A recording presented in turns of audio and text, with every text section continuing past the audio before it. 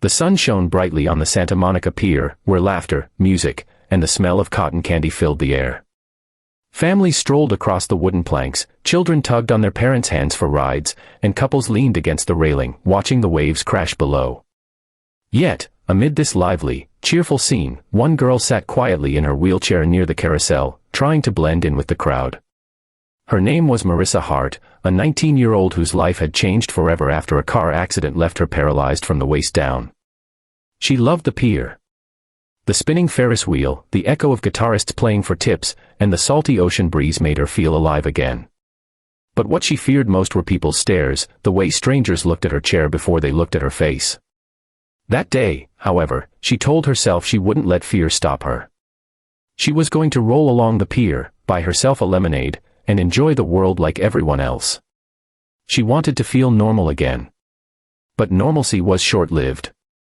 3 young men noticed her from across the boardwalk. They were loud, swaggering, and clearly trying to draw attention. One wore a floral shirt with his chest puffed out, tattoos creeping down his arms. The other 2 wore faded denim vests. They had been shoving each other, joking crudely, but when their eyes landed on Marissa, their grins grew sharper. They approached her slowly, like predators circling their prey. One of them leaned close and sneered, "Move, Cripple." The words slashed through her like a knife. Marissa froze.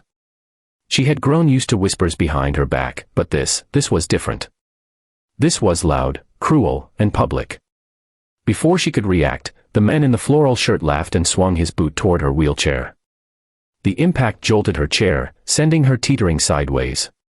She gasped, one hand shooting out to steady herself, the other clutching the wheel. She almost fell onto the pier planks. People nearby turned their heads, but instead of stepping forward, most just looked away. And that was when her heart sank, not because of the bully's words, but because of everyone else's silence. Friends, if you believe kindness should never stay silent, and that we all deserve second chances and respect, please take a moment to like, comment, and subscribe to Kindness Corner. Together, we can make stories like this matter. Marissa blinked back tears, but the men weren't finished. They jeered, mocking her as though her wheelchair was some kind of joke. "Bet you can't even get up without help," one of them sneered.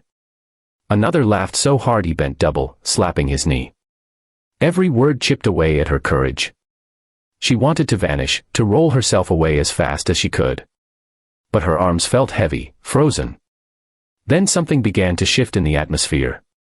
At first, it was the sound, a deep, steady rumble that vibrated through the pier planks. The laughter of the bullies faltered as heads turned toward the street leading to the pier. One by one, motorcycles rolled in, chrome glinting under the California sun. Black leather, polished boots, tattoos that told stories of lives lived rough and raw. They came in numbers too many to count, dozens, maybe more. Engines growled like thunder rolling in off the ocean. The pier seemed to tremble as they parked their bikes and dismounted. A sea of bikers, broad-shouldered and grim-faced, began walking toward the commotion.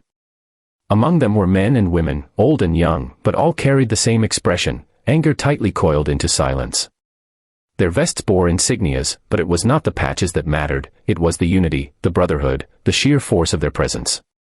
The bullies, once so loud, suddenly grew pale. The man in the floral shirt dropped his mocking grin. His eyes darted left and right, searching for escape, but the bikers closed the distance too quickly. The boardwalk crowd had grown hushed, all eyes now fixed on the scene unfolding. The once busy pier felt like the stage of a movie. Marissa's breath caught in her throat. She had never seen anything like it. A wall of leather and steel approached, their boots striking the wood in unison. The leader, a towering man with a silver beard and calm but furious eyes, stepped forward until he was just a few feet away from the bullies. Without a word, he folded his arms, his glare so sharp it could cut through bone. Behind him, the rest of the bikers fanned out, forming an unbreakable barrier around Marissa. The bullies shuffled backward, suddenly so small, their bravado evaporating in the face of this silent army. No one laid a hand on them, but the message was clear: you will not touch her again. Marissa could feel her pulse racing in her ears. For the first time since the accident, she didn't feel small, or pitted, or weak. She felt protected. Important. She felt seen.